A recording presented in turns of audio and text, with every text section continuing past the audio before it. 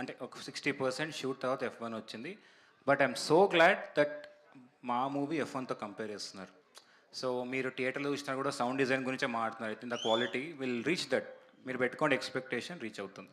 అభిలాష్ గారు సార్, అంటే ఇలాంటి కైండ్ ఆఫ్ మూవీస్, ఇంత స్పాన్ ఉన్న మూవీస్ అన్ని ప్రొడక్షన్స్ హౌసెస్తో సెట్ అవ్వవు.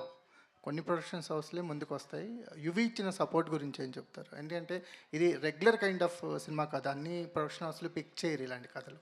అవును, డెఫినెట్గా అండి. ఇప్పుడు మీకు రేస్ ట్రాక్లు చూస్తే మేము అన్నీ సెట్ చేసాము. అవి అది ఇండియాలో షూట్ చేసింది కాదు, అన్ని ఇండోనేషియాలో షూట్ చేసాం.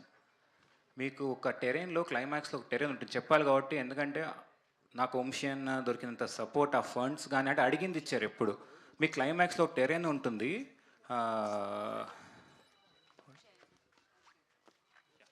క్లైమాక్స్లో ఒక టెరెయిన్.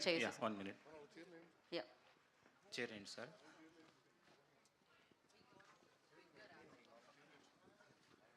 కూర్చోండి. All the chairs.